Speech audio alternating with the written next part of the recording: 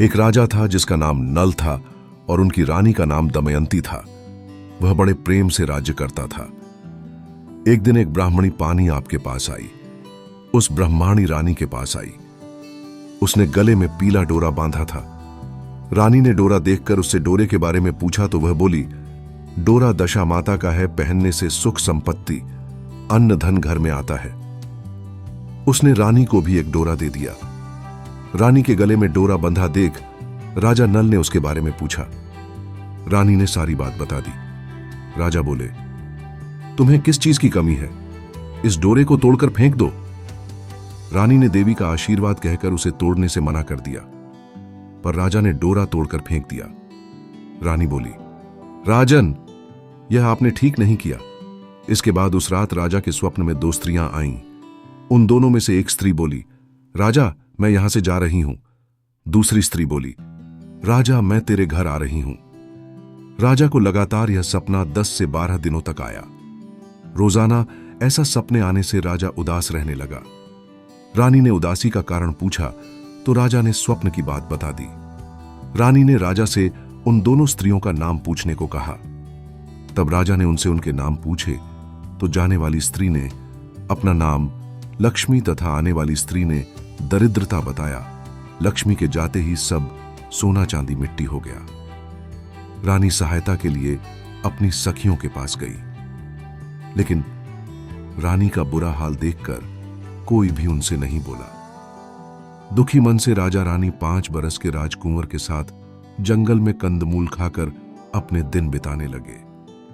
चलते चलते राजकुंवर को भूख लगी तो रानी ने कहा, यहां पास ही एक मालन रहती है जो मुझे फूलों की माला देकर जाती थी। उससे थोड़ा छाछ दही मांग लाओ। राजा मालन के घर गया। वह दही बिलो रही थी। राजा के मांगने पर उसने कहा, हमारे पास तो छाछ दही कुछ भी नहीं है।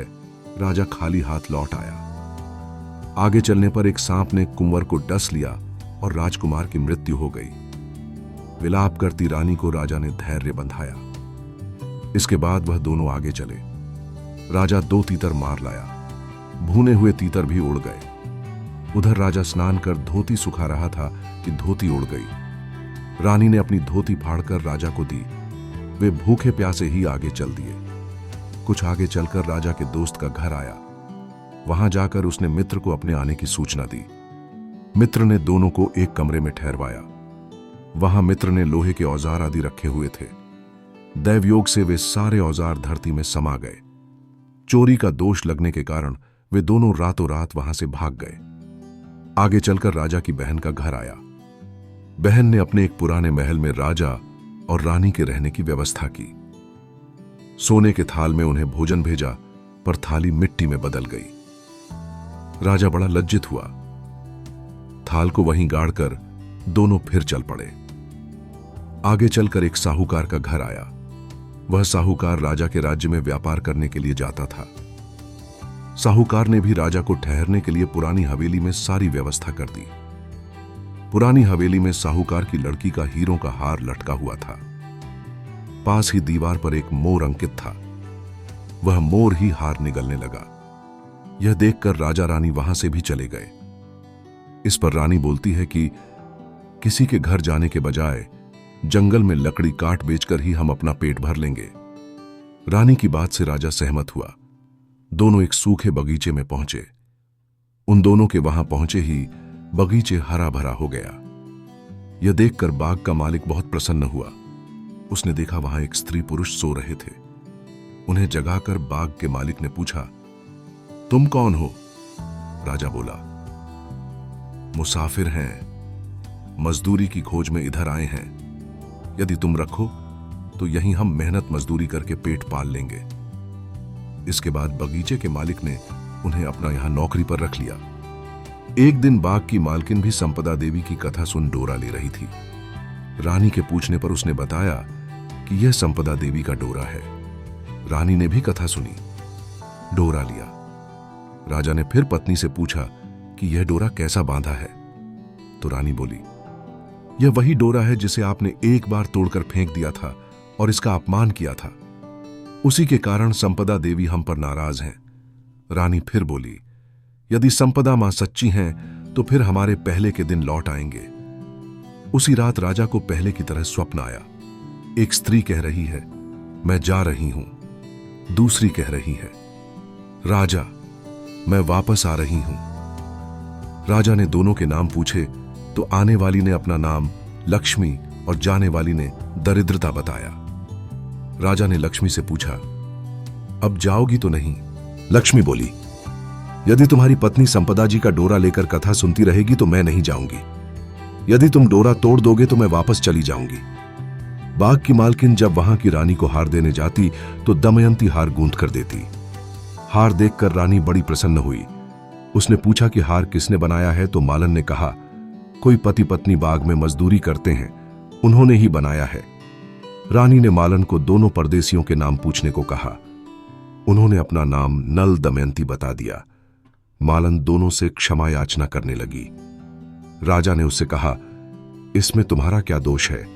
हमारे दिन ही खराब थे। अब दोनों अपने राजमहलों की तरफ चले। राह में साहूकार का घर आया।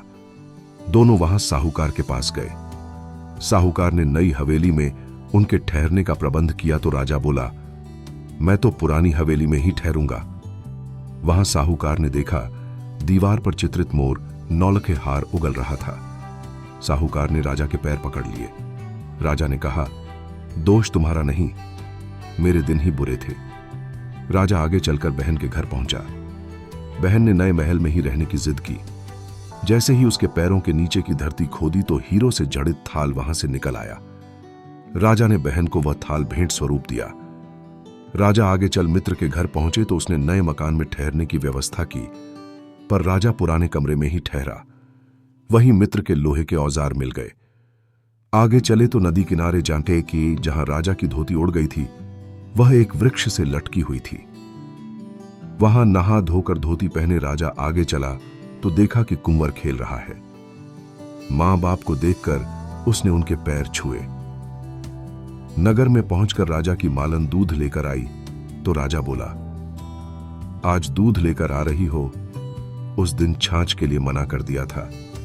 रानी ने राजा से कहा, वह तो तुम्हारे बुरे दिनों का प्रभाव था। इसके बाद दोनों वहां से अपने महल की तरफ गए। रानी की सखियां धन धान्य से भरे थाल लिए गीत गाती आईं। नौकर चाकर सब पहले के समान ही आ गए। दशा माता के डोरे का प्रभाव से ही उनको यह सब प्राप्त हुआ। इसलिए सभी को श्रद्धा पूर्वक मां दशा माता की पूजा करनी चाहिए और स्त्रियों को कथा पूजन कर डोरा धारण करना चाहिए।